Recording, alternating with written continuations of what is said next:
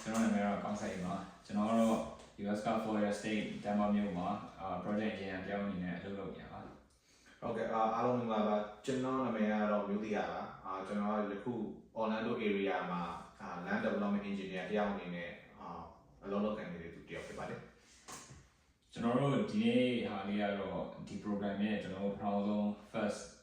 time kick off video လေးပေါ့နော်အဲကြောင့်ညောင်းတော့လည်းတော်တော် excited ဖြစ်နေတယ်ဒီ program လေးရဲ့ purpose ပေါ့နော်အဲ့ဒါလေးပြောပြချင်ပါတယ်ကျွန်တော်တို့ဒီ program လေးဆက်ဖြစ်ပေါ်လာတဲ့အကြောင်းအဓိကအကြောင်းရင်းကတော့ကျွန်တော်တို့အခုမြန်မာနိုင်ငံမှာခက်ခဲချက်တဲ့နေကာလပေါ့နော်အဲ့ဒါမှာကျွန်တော်မြန်မာလူငယ်တွေကအနာဂတ်မှာဘယ် profession တွေကသူတို့အတွက်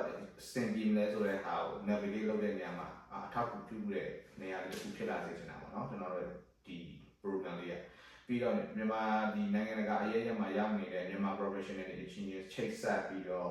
network တွေပေါ်လာစေချင်တယ်ပြီးတော့ job opportunity sharing တွေလုပ်ချင်တယ်ပြီးတော့ technical အတွေ့အကြုံtechnical project အတွေ့အကြုံတွေကိုပြန်ပြီးတော့ discuss လုပ်တာ share တာတွေလုပ်ချင်လို့ဖြစ်ပေါ်လာတဲ့ space တစ်ခုပေါ့နော်ပြီးတော့ကျွန်တော်တို့မျိုးတစ်ခုသတိထားမိတာကကြတော့လေမြန်မာပြည်မှာဆိုလို့ရှိရင်ကျွန်တော် education consultant တွေပါတယ်ကျွန်တော်များကလည်းကျောင်းသားတွေညမှာကျောင်းတက်မယ်ဆိုလို့ရှိရင်ကျောင်းသားတွေအတွက်ဘယ်မျိုးဘယ် state ဘယ် university က ranking ကဘယ်လောက်ကောင်းလဲဘယ် college ကကောင်းလဲစသဖြင့်ကျောင်းသားတွေအကုန်လုံးကို navigate လုပ်ပေးကြတယ်ဒါပေမဲ့သူတို့ရဲ့ next step မှာ struggle ကြတော့ပါလဲဆိုလို့ရှိရင်ကျွန်တော်ကျောင်းပြီးသွားတဲ့အချိန်မှာ graduate ဖြစ်ပြီးသွားရင်အလုပ်ရှာကြမယ်အလုပ်ရှာတဲ့ကျွန်တော်မပြီးသေးဘူးပေါ့နော်ကျွန်တော် international student တော်တော်များပြီး student visa နဲ့ပဲကျွန်တော်အလုပ်လုပ်နေနေရပြီးလို့ရှိရင်ကျွန်တော် work visa အတွက်ဆိုလို့ရှိရင်အဲ့ထဲမှာ scholarship program တွေကပါလာ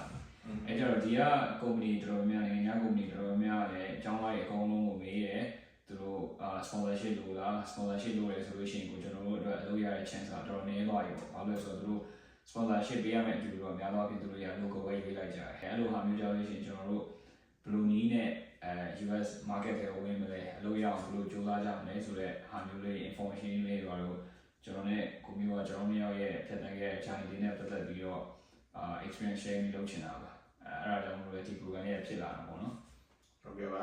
so ကျွန်တော်တို့လူမျိုးမြန်မာ young professional prospect တွေအတွက်အချက်အလက်တွေ information တွေဝင်များခြင်းလဲဆိုရင်လည်းကျွန်တော်တို့ဒီ program လေးဆက်သွယ်လို့ရပါတယ်ပေါ့နော်ပြီးတော့ကျွန်တော်တို့ကလည်းဒီကနေတောက်လျှောက်ကျွန်တော်တို့မကြမကြကျွန်တော်ရဲ့ experience တွေကိုအကုန်လုံးကို sharing နေနဲ့video လေးတစ်ခုပြီးတစ်ခုတင်သွားမယ်ပေါ့နော်အဲဒါကြောင့်မို့ကျွန်တော်တို့ရဲ့ program လေးကို like and subscribe လုပ်ထားပါလို့ကျွန်တော်တို့တောင်းဆိုပါတယ်ကျေးဇူးများတင်ပါတယ်ကျေးဇူးတင်ပါတယ်